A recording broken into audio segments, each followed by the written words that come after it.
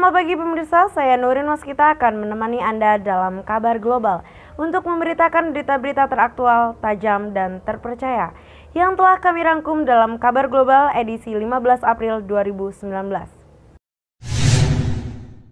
Sidang lanjutan penyebaran berita bohong Ratna Sarumpait hadirkan sejumlah saksi.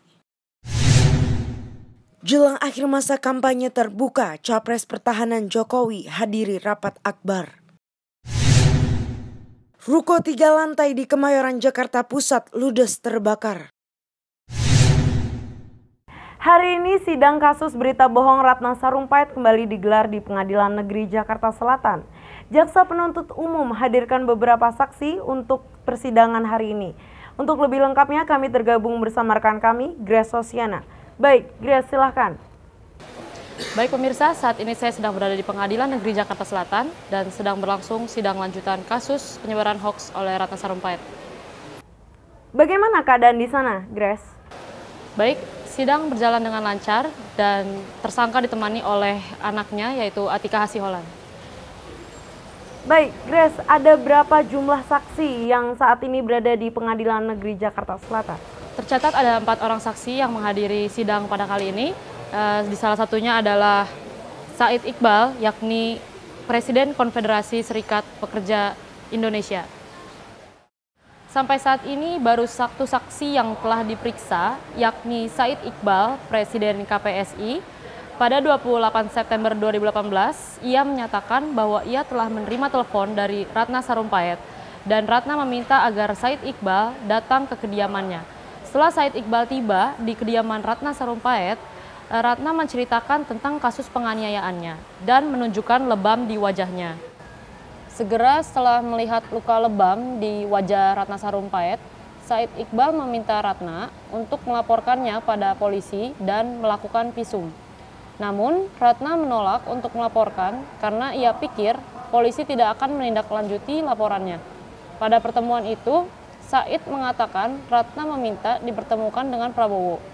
Setelah meminta pada ajudan Prabowo, pada 2 Oktober 2018, akhirnya Prabowo pun bersedia untuk bertemu. Saat ini sidang sedang ditunda selama 1 jam untuk menunggu kedatangan saksi yang lainnya. Sekian yang dapat saya laporkan, saya Grace Sosiana, kembali ke studio. Baik, terima kasih Grace atas informasinya. Kita beralih ke berita lain. Jelang masa akhir kampanye, paslon nomor urut 01 Jokowi hadiri rapat akbar yang digelar oleh pengusaha muda di sirkuit Sentul, Bogor. Berikut liputannya.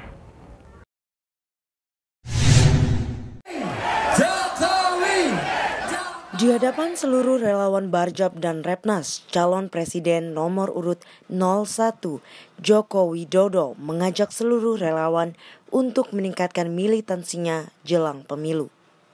Untuk Pilpres 2019 ini, Jokowi menargetkan lebih dari 50% suara di Bogor. Jokowi juga kembali mengajak masyarakat untuk menggunakan hak pilihnya pada 17 April mendatang. Selesai kampanye, Jokowi juga menanggapi isu surat suara tercoblos di Selong, Malaysia. Kalau ada yang dilanggar ya, Bawaslu bisa menindak, atau kalau ada pidananya ya Polri harus tegas, polisi harus tegas lakukan tindakan hukum, itu aja. Jokowi mengatakan timnya tidak akan melakukan penyelidikan internal terkait kasus tersebut. Jokowi menegaskan urusan pemilihan umum ini adalah urusan KPU, adapun pelaksanaan lewat panitia pemilihan luar negeri atau PPLN. Karena itu ia mengatakan pemerintah tidak akan campur tangan dalam masalah ini. Bangunan 3 lantai yang difungsikan sebagai sekolah musik dan butik yang berlokasi di Jalan Bungur Raya, Kemayoran, Jakarta Pusat, ludes terbakar pada Kamis petang. Berikut liputannya.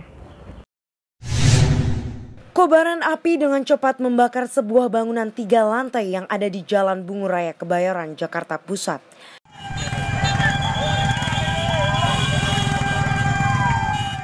Api yang menjalar dari bagian lantai paling atas terus berkobar dan menyambar ke sejumlah ruang lainnya.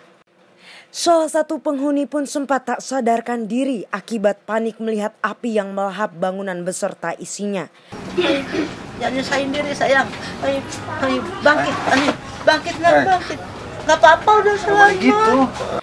Kebakaran terjadi saat ruko yang difungsikan sebagai sekolah musik dan butik pakaian ini sudah dalam kondisi tutup. Saya turun ke pintu, langsung saya pindahin mobil. Nggak lama pemadam kebakaran datang langsung. Sulitnya jangkauan titik api membuat petugas harus memanjat hingga ke lantai 2 gedung. Api pun baru dapat dipadamkan 2 jam kemudian usai adanya tambahan belasan unit damkar. Sementara diduga dari korsleting listrik. Sempat ada ledakan nggak Pak? Nggak ada. Kalau untuk ini korban jiwa ada luka? Nihil, alhamdulillah nihil. Meski tidak ada korban jiwa dalam peristiwa ini, namun kerugian material ditafsir mencapai miliaran rupiah. Hingga kini polisi yang turun ke lokasi masih menyelidiki penyebab pasti kebakaran. Dari Jakarta, Kabar Global melaporkan.